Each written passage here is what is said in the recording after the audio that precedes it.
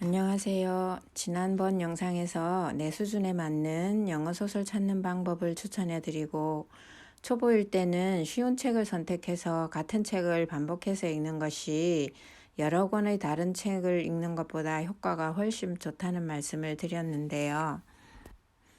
오늘은 영어 소설 읽을 때 참고하실 만한 내용과 제가 읽거나 필사할 때 좋았던 다른 책을 한번 소개해 드리도록 하겠습니다. 첫 번째는 영어 공부를 막 시작하시는 초보시라면 스토리 진행이 빠르고 재미있는 책을 고르시기를 추천합니다. 스토리가 재미있는 책은 뒷이야기가 궁금해서라도 모르는 부분을 찾아가면서 빨리 읽고 싶어지는데, 재미없는 책은 공부한다는 생각만 들어서 어려운 단어나 문장이 나올 때 금방 포기하게 되더라고요. 책을 한번 손에서 놓았다가 다시 시작하려고 할 때도 뭔가 공부하고자 단단히 결심을 해야만 읽게 되거든요.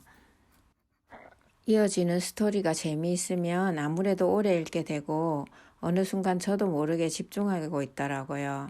그리고 다시 시작할 때도 굳은 결심까지 하지 않더라도 저절로 화장실 갈 때도 들고 가게 됩니다.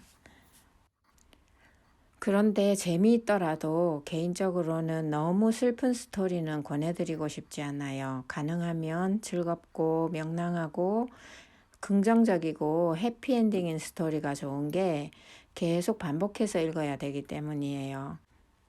두 번째는 크게 소리내서 읽기를 권합니다. 눈으로만 읽다 보면 혼자 있을 때도 소리내서 읽는 게 어색해서 잘 안 하게 되거든요. 그런데 눈으로만 볼 때 나는 이걸 다 발음할 수 있다고 생각하고 머릿속으로는 발음을 하는데 실제로 입으로 발음해 보면 내 생각대로 잘 안 될 때가 많아요. 발음이 꼬이기도 하고 혀가 내 맘대로 안 굴러가기도 하고요. 같은 자음이 겹칠 때나 우리가 어려워하는 R 발음, F 발음, TH 발음도 생각보다 어렵고요. 단어를 하나씩 발음하는 것과 문장을 연이어서 발음하는 것은 또 다르더라고요. 처음에는 아무도 없이 혼자 있는데 큰 소리를 내서 책을 읽는 게 정말 어색하고 민망했는데요. 눈 딱 감고 한번 내지르고 보면 별일 아니거든요. 그래서 이제는 가족 앞에서도 발음이 좋든 안 좋든 그냥 소리 내어서 읽어요.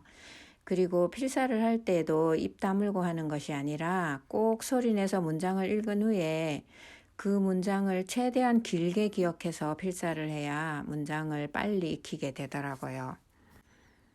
크게 소리내서 읽는 연습은 스피킹 할 때 정말 크게 도움됩니다. 이거는 제 경험에서 나온 말이에요. 세 번째는 오늘 읽은 페이지를 반복해서 3번 읽으시기를 권해드립니다. 이것은 제가 어떤 시험을 봐야 할 때마다 꼭 실천하는 방법인데요. 영어 공부가 아니더라도 운전면허 시험이라든가 자격증 시험을 봐야 할 때가 있잖아요. 그러면 오늘 공부한 페이지는 반드시 오늘 중에 3번을 반복해 보세요. 처음 읽을 때는 30분 걸렸으면 두 번째는 10분밖에 안 걸리고요. 세 번째 읽을 때는 5분 만에 다 읽을 수 있어요. 그리고 한번 읽고 끝낸 페이지는 다음날에 거의 다 잊어버리게 되는데 당일날 3번 읽으면 그 다음날에도 많은 부분을 기억하게 됩니다. 이 방법은 어떤 공부를 하시든 간에 꼭 실천해 보시기를 권해드려요. 학교 다닐 때 저는 공부하는 걸 굉장히 싫어하는 학생이었는데 시험을 보면 성적은 좋았거든요.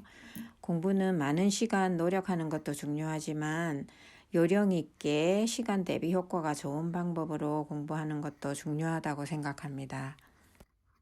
그러면 이제 제가 읽었던 책 중에 조금 난이도가 있는 책 2권을 소개해 볼게요.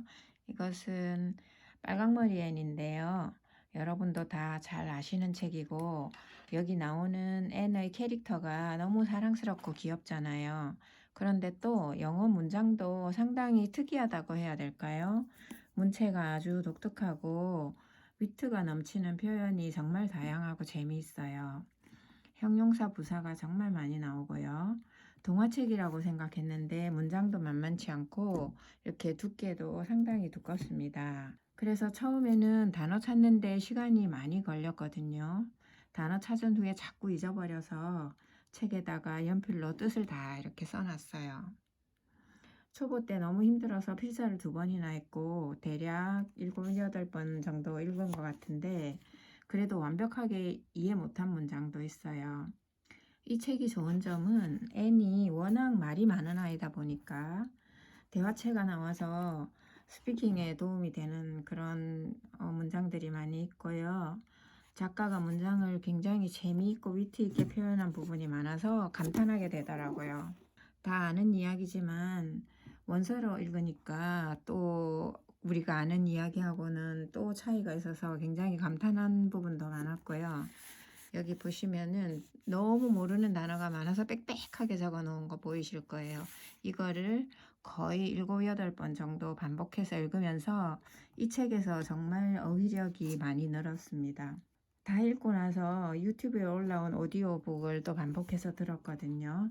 듣기 공부에도 도움이 많이 되었던 책이고 그 주인공의 캐릭터가 굉장히 긍정적이어서 읽는 내내 미소가 지어지고 하는 책이어서 정말 좋았습니다. 2번째 책도 주인공 이름은 앤인데요. 이거는 너무 슬픈 앤이에요. 제가 앞에서 너무 슬픈 이야기 읽지 마시라고 했는데요. 이 책을 읽고서 느낀 거예요. 이 책도 여러분이 다 아시는 앤의 그 안네 프랑크의 일기, 우리가 안네의 일기라고 번역되어 있는 그 책인데요. 유대인이라서 아우슈비츠 수용소에 끌려가기 전까지 네덜란드에서 숨어 살던 그 사춘기 소녀 앤의 이야기예요. 이 스토리도 다 아는 얘긴 하지만 구체적으로 원서로 읽으니까 어린 사춘기 소녀가 일기를 정말 잘 썼네 싶었는데 문제는 한 번만 읽은 게 아니고 계속 반복해서 여러 번 읽다 보니까 너무 슬픈 이야기여서 감정이입이 되어가지고 너무 우울해지고 울게 되고 이러더라고요. 인간에 대한 회의 같은 것도 너무 많이 느껴지고 세상이 회색으로 보여요. 그래서 이게 정신건강에는 너무 우울한 책을 반복해서 읽는 것은 좋지 않고 이런 책은 한두 번만 읽어야 되겠다는 생각이 들었고요. 이 책에도 보면 제가 단어를 사전 찾아서 일일이 다 써놓은 부분이 많은데 이 책은 조금 그 빨강머리 앤보다는 조금 쉬운 책이어서 많은 단어를 찾지는 않았습니다. 근데 제가 네덜란드에 여행을 간 적이 있어서 실제로 앤 하우스에 갔었거든요. 이 스토리를 하나하나 다 기억하고 그 집을 보니까 구석구석마다 스토리와 다 연결이 되면서 아, 여기가 부엌이구나, 이 방에 이 벽에 배우들 사진을 붙였구나 하면서 한 장면씩 기억하게 되고 그냥 휙 돌아온 것보다는 정말 의미 깊게 감동적으로 꼼꼼하게 잘 보고 와서 그 기억들이 많이 남아 있어요. 오늘은 제 경험을 토대로 영어 소설 추천과 읽기 방법을 말씀드렸습니다. 시청해 주셔서 감사합니다.